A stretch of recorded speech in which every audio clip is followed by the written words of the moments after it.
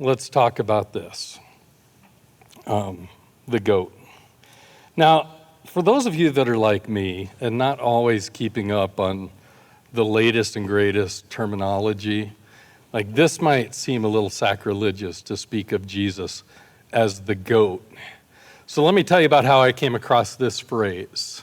I was highly insulted. I was talking to my friend one day, or not my friend, my son one day, and his friend happened to be in the room. I was on speakerphone, and Jack, one of the guys that was living in the house with him at the time, one of his roommates at the time, says, "Who are you talking to, Ian?" And he says, "I'm just talking to Dad. Tell the GOAT hi for me." I'm like, what did I do to Jack? I thought we got along okay and everything. I had coached his Little League team. I probably made him that great pitcher that he was at 11 years old, back when he kind of graduated from my abilities to coach. But so if you're not quite aware, understanding of this term, the GOAT is what? Greatest of all time. And by the way, I did a little fact checking this week, and I need to correct last week's introduction when I said that, the two greatest soccer players, one was probably Ronaldo or Messi, and Tom's like, Pele. And here's the fact. Somebody else outscored both Messi and Ronaldo in the World Cup. That's crazy. I don't know what the guy's name is or whatever. But as I thought about it more, Pele, if you don't just go by skill and points and stats, but you think about what he did and when he did it, he's probably got to be up there at the top. So I just want to correct myself before Tom does that publicly for me.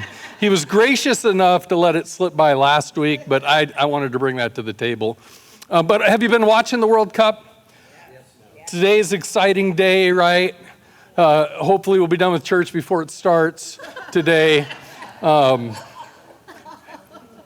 time is it on? It's like 3. Yeah, 2 o'clock. Hopefully we'll be done. It'll be close. It should be close. But did you watch last night's game? Yes. How crazy was that? So many goals. I mean, there were so many goals. You know what they quit doing? Goal! You know how they do that for like 45 seconds? They'd have been an hour worth of goals. It was like 9 or 10 goals. It was crazy. Maybe it was even more than that. I don't know how it finished. 5-3 maybe or something like that. 6-4. And there was this first time ever I think in the World Cup where somebody got the hat trick. And I didn't even know they wore hats at the World Cup, but somebody got a hat trick, so that was a pretty amazing day. And a woman did that, that's right. So a man finally accomplished it. Very good. Well, my soccer knowledge is about this thick, and what I mean is it's whatever I can find out from Siri. So I have to be honest about it. Even when I was coaching soccer, I had no idea how to play the game. True fact. But today's big day between Spain and Argentina. The whole planet's going to be watching as these two powerhouse teams battle for the ultimate prize in soccer. And billions of people have tuned in. Like, this World Cup has almost rebranded the United States as a place people want to live in again. Like, we all knew that this was a great place to be, but now the world is saying, hey, wait, this isn't what I've been seeing on TV. This is a pretty good place. Like, they have ranch dressing.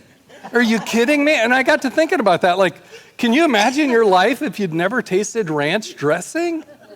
What a dull life that would be. So I kind of get it, but it's kind of fun to see the world tuning in, and it's always fun to see France lose at anything.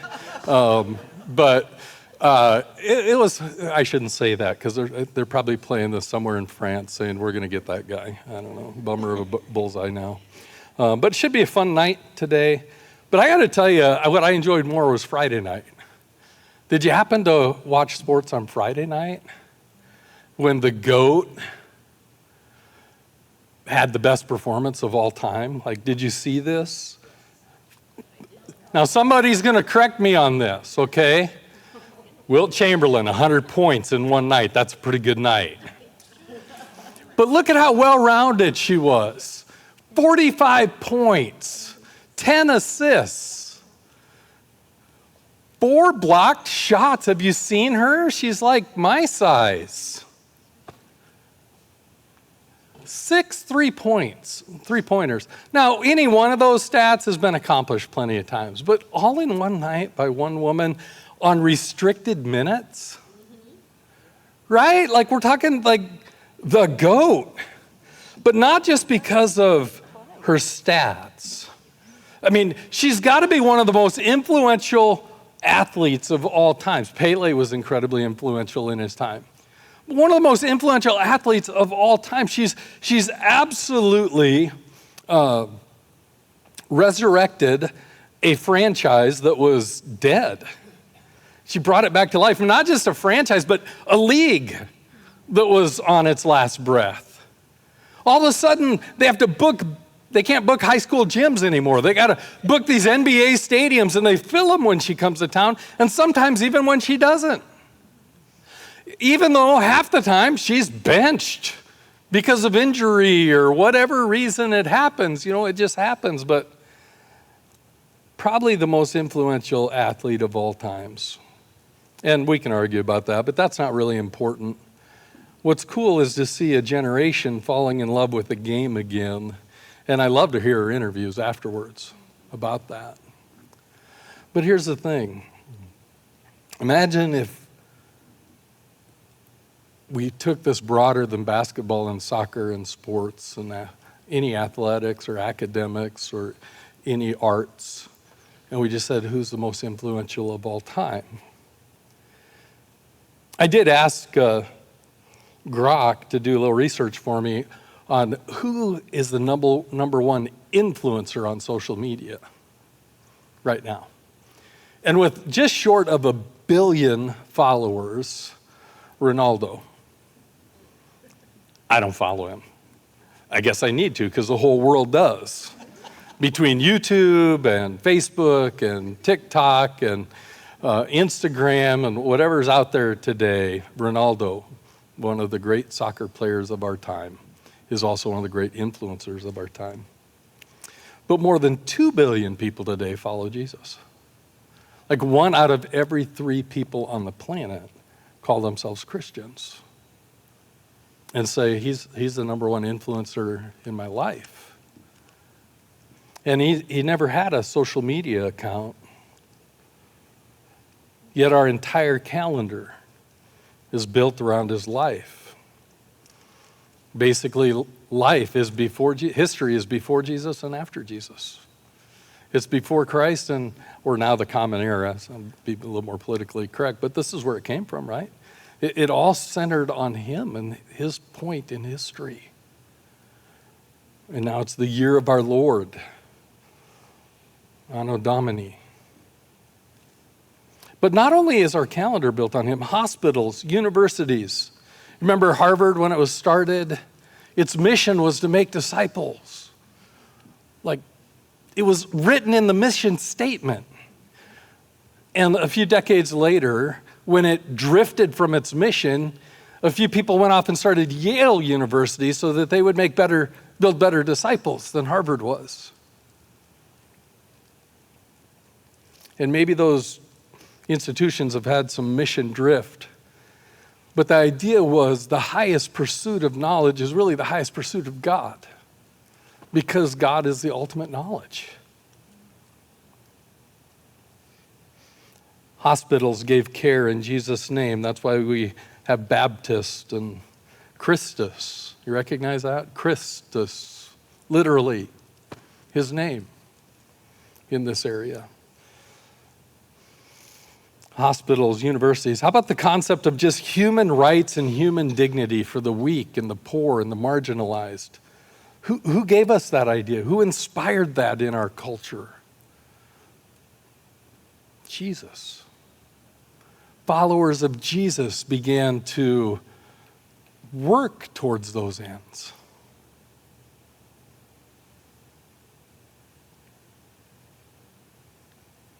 I can't think of a more influential person.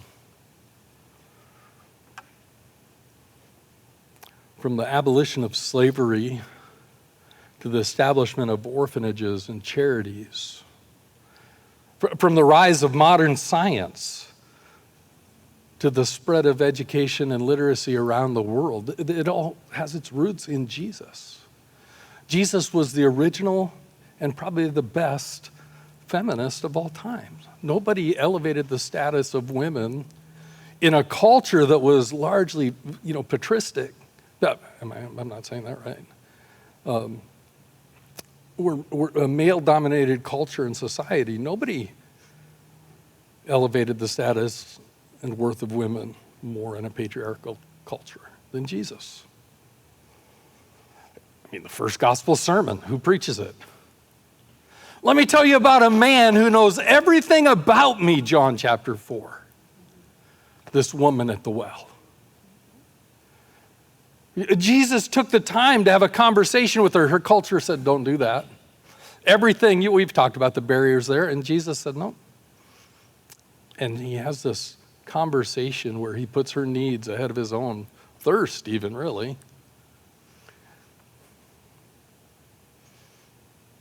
His greatness didn't stop at his own talent or his earthly achievements. Through his death and resurrection, he launched a movement of grace and hope, healing and hope, that continues to transform nearly 2,000 years later. America just celebrated this 250. In a few years, we're talking 2,000, right? So much bigger than this country, this movement that Jesus began. So this morning we start this short sermon series. That means short series, not short sermons. Didn't want you to be confused there. Make you think I was breaking my promise to make sure that you preach what you need. I preach what you need to hear. But we're going to do this short series that celebrates exactly this, that Jesus is the greatest of all time. And we're walking through this book of Hebrews, and the message is very clear that Jesus stands alone as God's final and greatest revelation. And so that's what we're going to do. We're going to look at Jesus for the next month and a little. And if you're part of our care groups, we're going to send you texts every day. We're going to read maybe half a chapter of the book of Hebrews every day and have a little teaching point and prayer point so that your care groups can kind of text back and forth about and kind of encourage one another in our daily routine. If you want to be a part of that and you're not part of a care group yet, let me know. I'd be happy to make sure you get included in that. But we're going to take some time to go through this book. And here's the thing about Hebrews. Not an easy book for us to go through. So we're not going to go through line by line, word for word, concept by concept, but we're going to take the big message, which is Jesus is a goat. And we're going to kind of look at some different aspects of that over time. Here's what's kind of tricky about Hebrews. You're like, why does this book even matter? Like, we don't know who wrote it. Fair, we don't. We don't even know really who it was written to. We really don't. It's really technically one of the great gospel sermons of all times, and we don't really know who wrote the sermon. I mean, literally, that's what the book of Hebrews is. It's a great sermon. Now, maybe hard for our group. We'd probably have to break it down and read it over 4 weeks together. We couldn't read the whole thing in one sitting, not when we're used to TikToking things, having everything just briefly handed to us in bites. But this is an amazing sermon that the author of Hebrews writes. And I don't know who it is. You're going to hear me reference the author of Hebrews. There are lots of different questions. Who wrote this book? We don't know. Some people think, well, it was Paul. The only thing is, Paul signs all of his letters. Probably not Paul.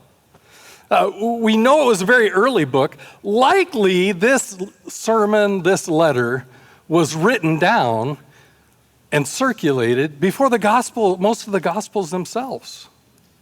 We know it's before the destruction of the temple in Jerusalem in 70.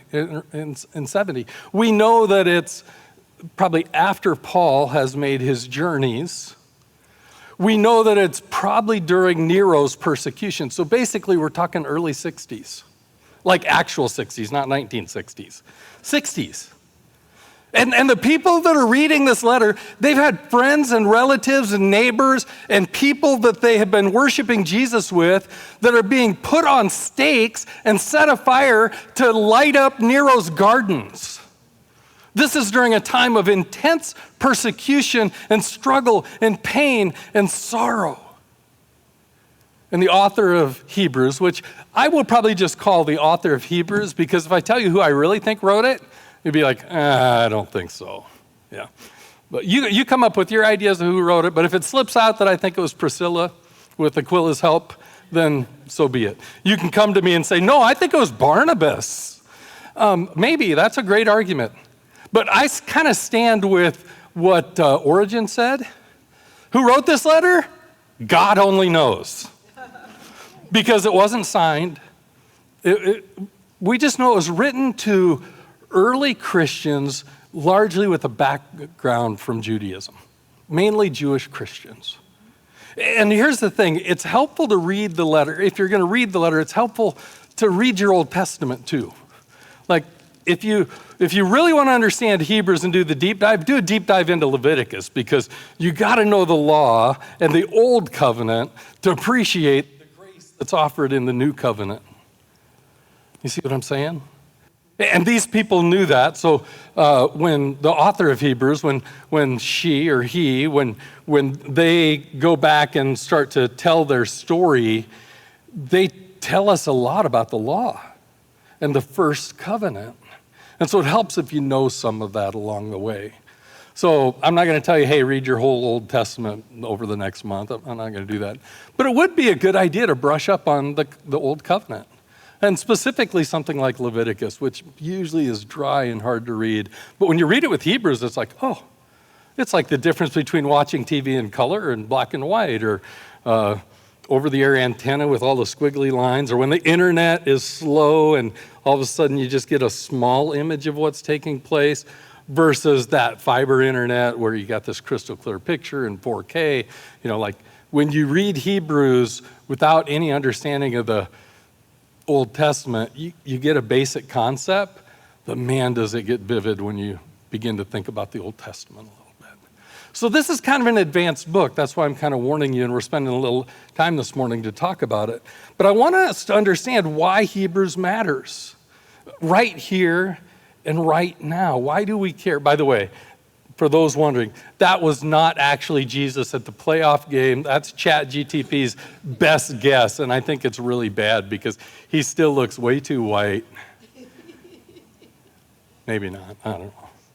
But you notice that the goat is diminished in the corner because the real goat is much bigger. And that's going to be our focus, is on Jesus, the goat. Today we've read this passage already from Hebrews chapter 1. We're going to read a little more of it. Which describes the fact that Jesus stands superior. Like he really is the greatest of all times. He stands superior. So I wrote this on. You can read this in whatever version you want, but I actually put the text up there from a text translation we're not used to here. I think sometimes it's good to read things in different language, and I happen to think this is a really good one. If you remember the Revised Standard Version, that was a good version of the Bible. Then there was the New Revised Standard, and now this is the New Revised Standard updated version. Now you know why I didn't write it on there, NRSUV, SVUE or whatever. But I really like the way that it reads here, and so we're going to walk through this text together. Long ago, God spoke to our ancestors in many and various ways. Do you remember some of the crazy ways God spoke to people in the Old Testament? What are some of the craziest you remember? I heard a donkey. I heard a bush burning. Technically, a pillar of fire by night and a cloud by day. Thunder. Earthquakes. Small, still voice. Prophets, pagans. What? Whose idea was it to rebuild the temple? God put it in the heart of a pagan king. So when the author of Hebrews says, long ago, lots of different ways, true fact. God spoke to them in so many different ways. By the prophets. But in these last days, he has spoken to us by a son, whom he appointed heir of all things, and through whom also created the worlds. He is the reflection of God's glory. That's quite a few words. Other translations use the word radiance. Here's the bottom line, though. That word shows up once in the New Testament. And here's the problem with words that only show up once in the New Testament. Sometimes you scratch your head and say, how are we going to interpret that one? We don't see it anywhere else. How do we interpret that one? It's kind of like goat. How do you interpret goat? Well, it means something specific in a specific time and place. And radiance, it really does mean he's a reflection of God's glory. But reflection's a bad word. I don't know why they chose that one, actually. The best word here, the best way to translate, is God's glory comes from within God and comes out through Jesus. It's not like the moon that reflects the sun's glory, sort of. But it's more like, remember this story in the New Testament where Jesus and a few of his disciples go up on the hill and they experience this time where Jesus is there and these prophets come and join him and there's this transfiguration that takes place. He's changed in that moment and he glows with God's glory because it has come from God in him and through him and is now going out. Which is, by the way, what we become, according to Paul later on. We get to experience that type of transformation as well. But in this text, he says, he is the reflection of God's glory. And you should also know that to the Hebrew people he was writing to, the Shekinah glory of God was everything. The Shekinah glory of God was God's powerful presence. And if you want to read about it again in the Old Testament, like in Exodus when they're traveling out, it's the Shekinah glory of God that comes and sits in the tabernacle on the bema seat. It's transformative. It's probably the pillar of fire, really, was the Shekinah glory of God, the physical manifestation of God's glory in that present moment. And the author of Hebrews says that was in Jesus, in his essence. And the exact imprint of God's very being. The Greek word there is character, essentially. Here's God, boom, let's print, here's Jesus. An exact, not just made in the image of God, but the exact representation filled with his radiance. You see the beauty of this passage? We're barely even started. And he sustains all things by his powerful word. And when he had made purification of sins, he sat down at the right hand of the majesty on high. And having become as much superior to angels as the name he has inherited is more excellent than theirs. That's kind of the introduction of the book. This is the part like when you and I write a letter or we start a sermon, we start the letter with "Dear Sir." This is "Dear Sir." This is an introduction to this sermon that just says, this is who Jesus is, and I want to tell you about him. And one of the things that we can't overlook here is these statements that are made about Jesus in this very first passage. There's 7 statements that history looks at and are like, this is where the preacher really got going about Jesus. And it really helps us understand who Jesus is. He is the heir of all things. There's nothing that's just been made that's not been made for him. It's all his. What a beautiful picture. He is the agent of creation. He was present there. Let there be light. But then when God goes to make human beings, he's like, let's make them in our image, representing the fullness of God, the full Trinity present at creation. Jesus was there in the beginning. John talks about that at the beginning of his gospel, that in the beginning was the Word, and the Word was God. And that Word was Jesus, by the way. That's what John is writing about in his gospel. Jesus was there at the very beginning, and the author of Hebrews is like, he was an agent of creation. He's the radiance of God's glory, which I've already kind of talked a little bit about, as well as the exact imprint of God's being. Nothing was missing from God in Jesus. Like, I'm a lot like my dad, more so every day. And you've heard the way I've talked about my dad. Sometimes it's really good, sometimes not so good. What I discover is more often than not, nowadays I'm sitting around thinking, Man, that's something Dad would have said. That's not always a good thing. Sometimes it is. Sometimes it is. But I'm not my dad. Sometimes I wish I was more like him. Sometimes I wish I was less like him. But there was nothing missing in Jesus. Nothing missing from God. He was fully God, though fully human, which is mind-blowing. We don't have time to explore that one completely, but you do this week. And he sustains all things.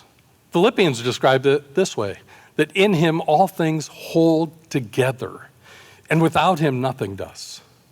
And maybe you've experienced that personally. That's why most of us are here, right? Is he's holding us together in so many ways. And without him, it tends to fall apart. And he's the one that made purification for sins, as John talked about today. I was thinking about your opening question, John, when you said, what if we were there and we were perfect? Well, here's the problem. That ain't ever going to happen. I'm not saying that about you. I'm saying that about me. I'm just not that perfect. I'm not sinless. I sin less, but I'm not sinless. God's making a change in me. I'm not who I was. I don't talk the way John used to talk, just like John doesn't talk the way John used to talk. But don't talk to my wife too long, because there's some things there that she could probably come up with a list of things that need to be worked on. Not her, my kids. But he provided purification. He put all that behind us. He paid the penalty for our sin, which we'll get into in the next 2 weeks at a much deeper level. And then he sat down at the right hand of God, which was the seat of authority in heaven, that he's up there reigning with God now. And can you imagine? Yesterday you walked by and one of these Christ followers that's a close friend of yours, the emperor has ordered them burned at the stake. You feel powerless. And you get a letter or you hear a sermon saying, he sits at the right hand of God. He's going to do something about this. This will not slide. He is not going to let this go. That's why we read it today, is because it brings us healing and hope as we begin to understand some things. The Son is supreme.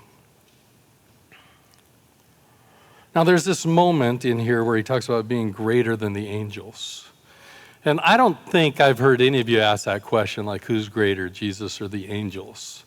But there are people, and there were people in that day that were like, well, was he just an angelic being?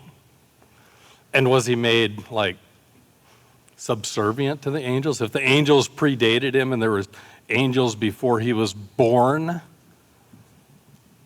And that's part of the reason that Hebrews is written, to help us understand that Jesus was not less than the angels. He is so much more. But I want to focus on one thing specific about that. Do you know what an angel is? A messenger.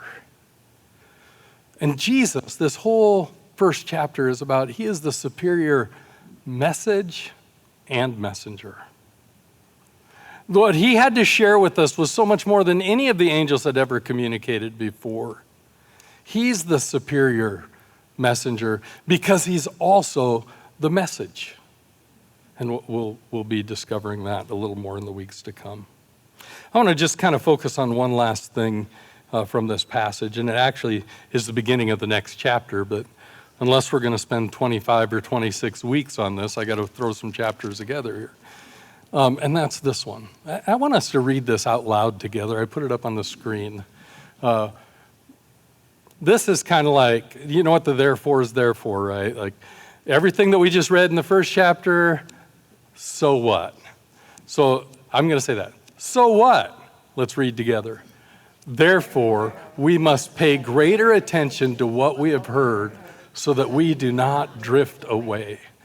He's like, the author is saying, we got to pay attention to this greater message, from this greater messenger, So we don't drift, because we all get tempted to drift. And maybe this is where we relate to these people most of all, because we aren't watching Christians burned at the stake. Matter of fact, we're seeing them celebrated. Some things about them that are being celebrated that aren't even accurate or true, but for the most part in our culture, this is celebrated. Now, we have brothers and sisters around the world being persecuted for their belief, and they really do relate to Hebrews different than we do, but I wanted to relate to us and understand what it means to us. And so there's 3 drifts that we tend to see. The first one is this spiritual drift. This is taking place in our culture as we speak. It's probably even taking place in your feed, by your algorithm, and on your televisions. It's the drift towards spiritual things, but away from Jesus.